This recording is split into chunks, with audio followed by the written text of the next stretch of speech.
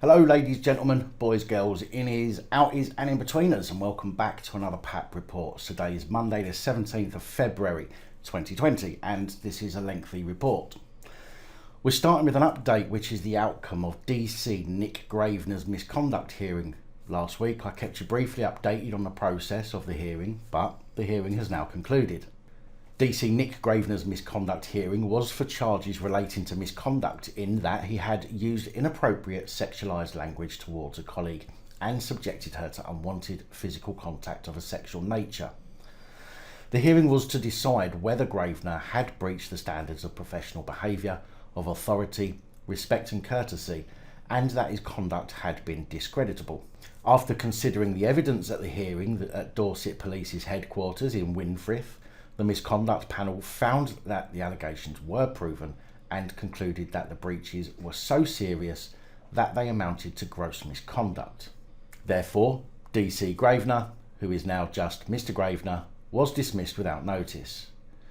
Gravener was also alleged to have breached the standards of professional behaviour for confidentiality relating to a claim that he had used a police record system to carry out a check on the woman without a legitimate policing purpose on the 20th of July 2015. However, the panel found that this breach was not proved. Now, we all know there's little point in me telling you what the bosses said, as it's literally, quite literally, the same old BS we expect. I.e., we expect more from our officers and we won't hesitate to take action against our own. Blah, blah, blah, blah, blah. You know, the kind of crap that the sheep all love to lap up. Now, the next report had been sent to me by so many people, it would be a video in its own to thank you all. But on Friday, it was reported that a High Court judge had torn Humberside police force a new arsehole for investigating a tweet questioning transgender people. In a damning court ruling, the High Court ruled Humberside police unlawfully interfered with Harry Miller's right to freedom of expression by turning up at his place of work over his allegedly transphobic tweets. Justice Julian Knowles made a contrast between Mr. Miller's freedom of speech and the approach of the Gestapo or Stasi, the state police of Nazi and communist regimes in Germany. Mr. Miller, 54, a former police officer from Lincolnshire, said the police's actions had a substantial chilling effect on his right to free speech. Mr. Miller claims an officer told him that he had not committed a crime, but that his tweeting was being recorded as a hate incident. Mr. Miller had not actually created the tweet, which was a limerick about transgender people, but he did like it. To give you some idea of what happened, this is what Harry Miller said in an interview. Got a call from director saying cops wanting to speak to me. He'd had sense not to give out my number, but said he'd pass on details. I rang. Spoke to PC from Humberside, introduces himself as representing the LGBTQ community on a report of hate speech by me. They'd found me via my company, had been all over the website and decided if I employed trans people at all, it was not a safe place for them and work should know. Cop said he was in possession of 30 tweets by me. I asked if any contained criminal material. He said no. I asked if any came close to being criminal, and he read me a limerick. Honestly, a limerick. A cop read me a limerick over the phone. I said I didn't write that. He said, but you liked it and promoted it. I asked why he was wasting his time on a non-crime. He said it's not a crime, but it will be recorded as a hate incident. So, I've added to a statistic, even though there is no crime, which brings me to my next point. The cop repeatedly called the complainant the victim. I asked how there could be a victim if, as he'd established, there was no crime. He said that's just how it works. My comment was that by framing the complainant as victim, this made me, by default, criminal. I asked him to desist from using it. This is where it gets incredibly sinister. The cop told me that he needed to speak with me because, even though I'd committed no crime whatsoever, he needed, and I quote, to check my thinking. Seriously, honestly. Finally, he lectured me. said sometimes a woman's brain grows a man's body in the womb, and that is what transgender is. I've heard it being described many things, but not that. You can imagine my response, he said. Lastly, he told me that I needed to watch my words more carefully, or I was at risk of being sacked by the company for hate speech. In his ruling on Friday, Justice Knowles, sitting at the High Court in London, found Humberside Police's actions were a disproportionate interference with Mr. Miller's right to freedom of expression. The judge said the claimant's tweets were lawful and there was not the slightest risk that he would commit a criminal offence by continuing to tweet. I find the combination of the police visiting the claimant's place of work and their subsequent statements in relation to the possibility of prosecution were a disproportionate interference with the claimant's right to freedom of expression because of their potential chilling effect. Now, for those of you who don't know what was said, this is the tweet in question. You're a man. Your breasts are made of silicone, your vagina goes nowhere, and we can tell the difference. Even when you are not there, your hormones are synthetic, and let's just cross this bridge. What you have, you stupid man, is male privilege. I'm pretty sure I don't even see that making much sense, never mind being offensive or transphobic. Humberside Police said in their response, "We accept the judge's decision today and his findings in the judicial review. The mere recording of the incident by Humberside Police as a hate incident has been ruled as not unlawful and in accordance with the College of Policing guidelines. Our actions in handling this incident were carried out in good faith. Aren't they always? But we note the comments of the judge and we will take learning from this incident moving forward. Don't you always?" The College of Policing guidance is currently being revised and will hopefully offer further clarity to forces as to the handling of hate incidents. We will always take hate-related offences and reports seriously, more serious than real crimes, as they can cause extreme distress to victims and communities, as do normal crimes, some of whom are incredibly vulnerable members of our society and should not suffer in silence. The judge added that the effect of the police turning up at Mr. Miller's place of work because of his political opinions must not be underestimated. He continued, to do so would be to undervalue a cardinal democratic freedom. In this country, we have never had a Checker, a Gestapo or a Stasi. We have never lived in an Orwellian society.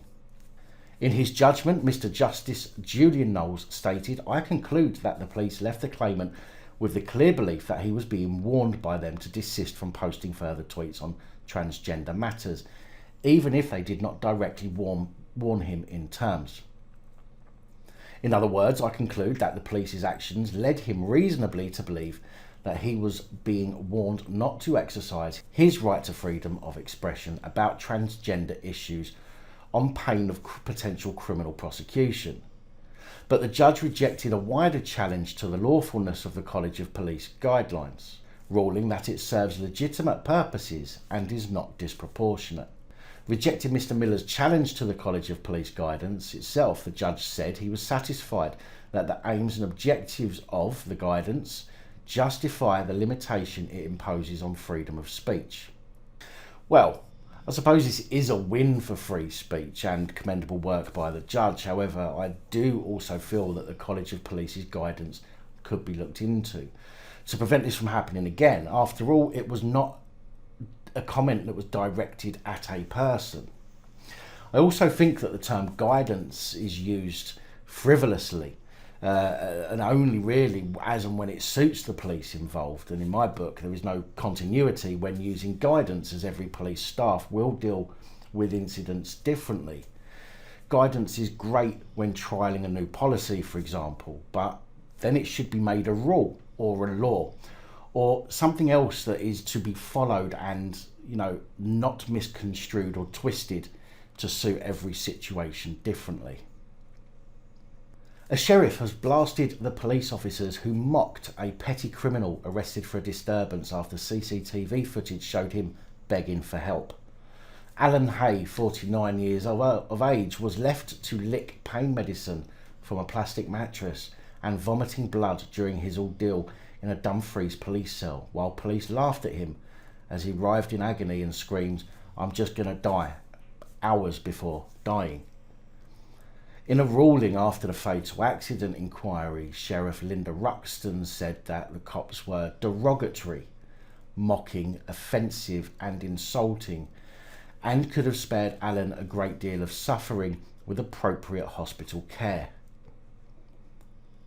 Alan was arrested 1:15 on August the 1st, 2016 after a disturbance in Dumfriesshire.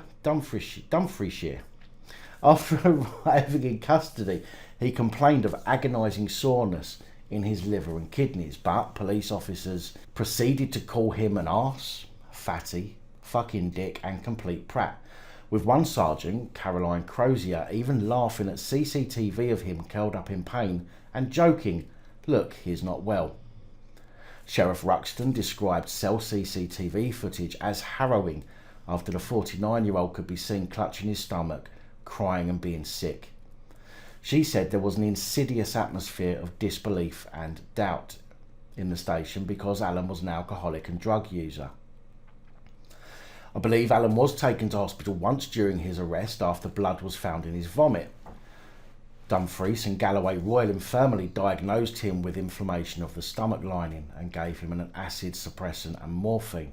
3 hours later, when back in custody, another doctor was called and he was given painkillers for his agonising stomach pains.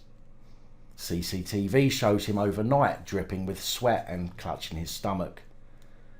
Police custody and security officer Brian Sinclair even demanded that Alan struggle to the door hatch for his medication. His colleague, PCSO Ian McCartney, left Gaviscon in Alan's cell, which Alan was seen using his hands to scoop up and put in his mouth and licking the mattress because he couldn't stand.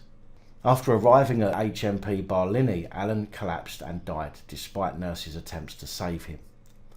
Alan's uncle, Brian Corrigan, added, "Anyone who watched that CCTV footage would agree that no human being should have been left to suffer the way Alan did." The lack of compassion and professionalism from some of the officers was cruel and unacceptable. Nothing will bring Alan back, but all we want now is for lessons to be learned so no one is allowed to suffer as he did again. What a horrible thing to do to somebody. You must absolutely have a heart of stone to watch somebody in that much pain and do nothing but laugh. On Friday, I reported a brief report about Met Constable PC Donna Kemp, who was dismissed without notice after a misconduct hearing. Well, it seems the Met are on the roll, as today we have reports of another. This time it's PC Rachel Lewis, who was based at the Met's Northwest Basic Command Unit. Now, this is not a crime of the century by any means, and it certainly makes me wonder why such petty crimes within the police force are dealt with so harshly, but the more serious crimes are dealt with a little bit of management training or some other worthless punishment. Anyway, PC Lewis was found to have breached the standards of professional behaviour in respect of authority, respect and courtesy, honesty and integrity, and confidentiality. In that, on Sunday the 10th of December 2017, PC Lewis finished her shift and checked into a hotel in London. Whilst off duty, PC Lewis ordered some food and a drink from the restaurant bar area within the hotel. It was alleged that during the evening, PC Lewis swore and became increasingly aggressive towards hotel staff. Maybe her date didn't turn up. It was further alleged that PC Lewis took a bottle of brandy from the hotel bar area without permission and drank from it.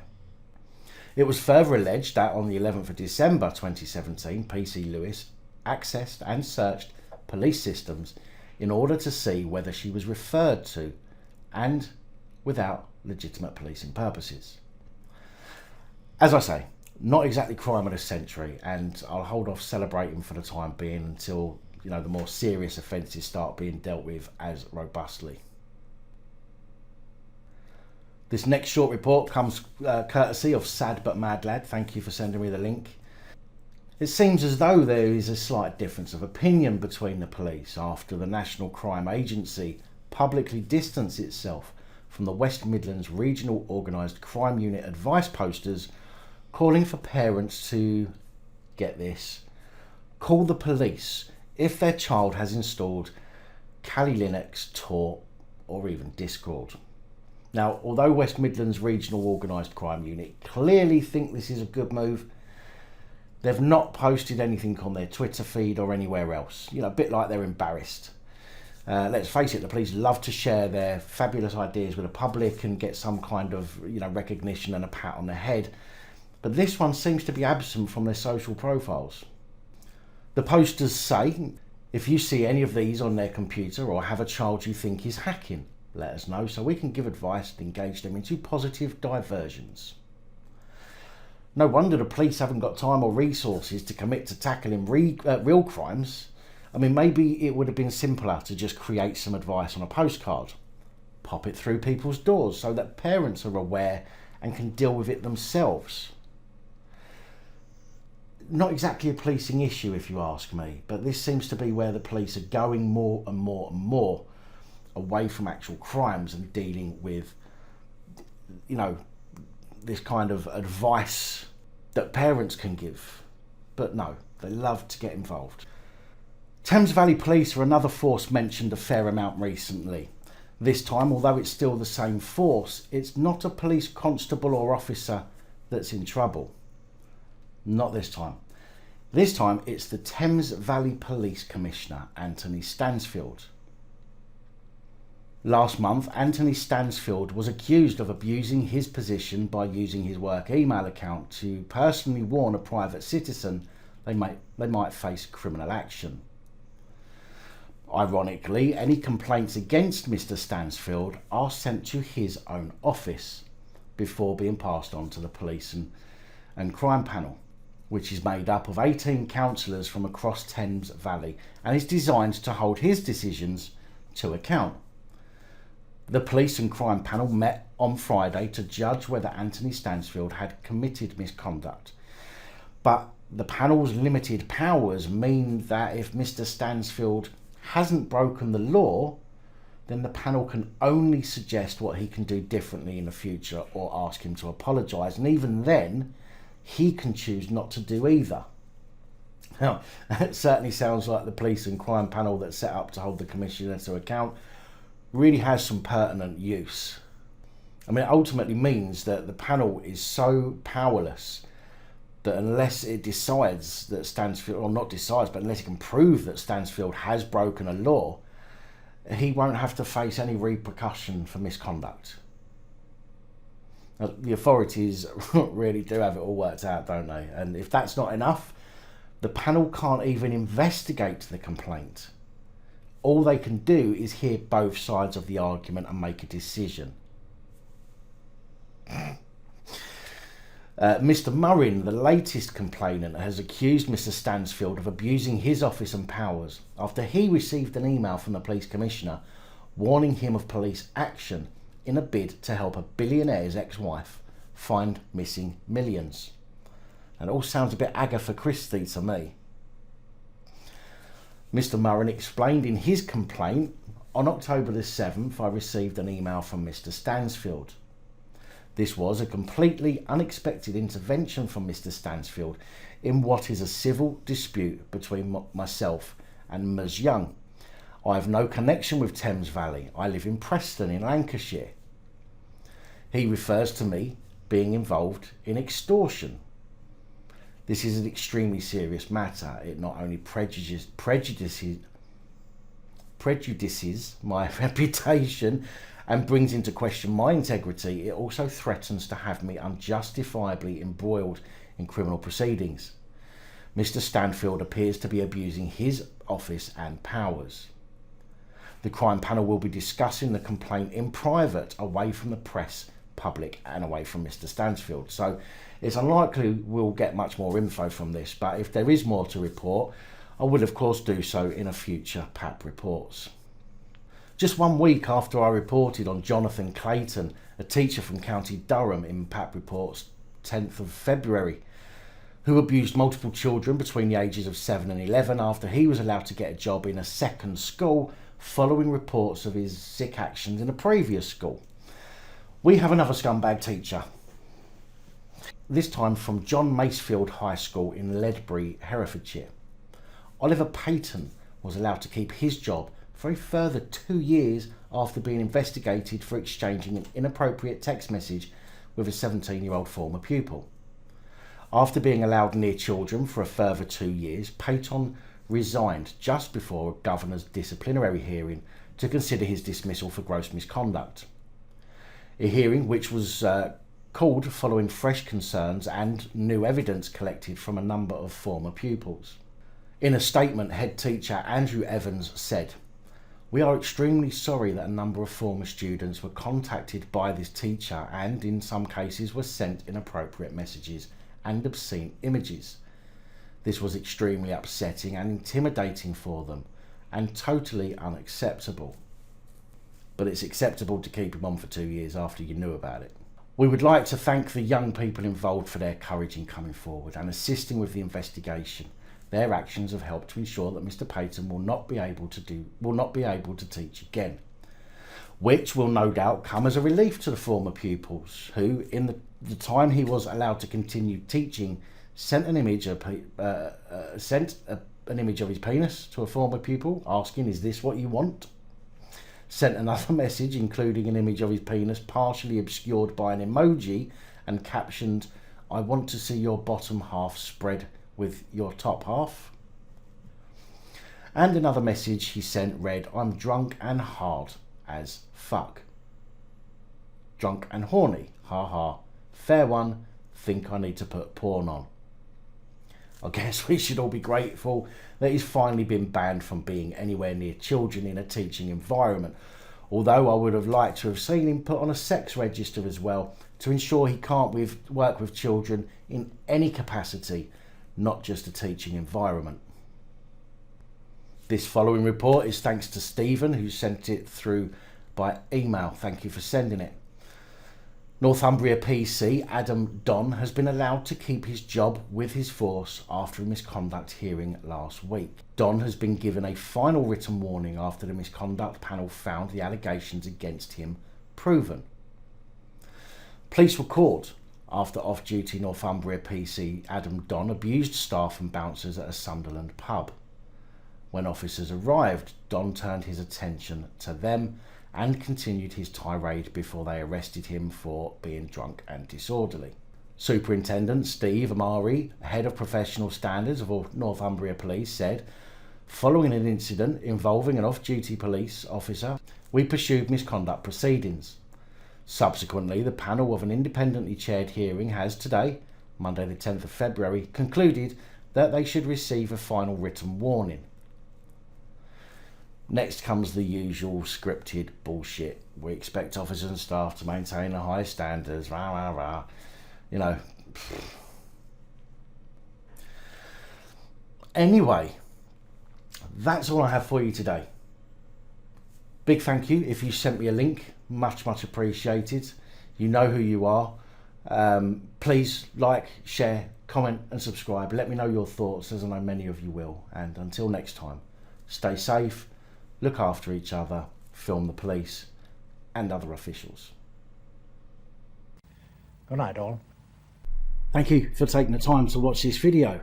If you like the content and you'd like to help support the channel, you can do so. In the description of every video there are some links to ways that you're able to help support the channel so I can continue putting out content. If you're unable to help us in that way, hit that subscribe button up the top there. If you haven't already, become a subscriber. That is support enough. Share the videos, comment, like, it all helps. If you're looking for something else to watch, up top there is my latest video. Down the bottom there is a video that YouTube recommends for you.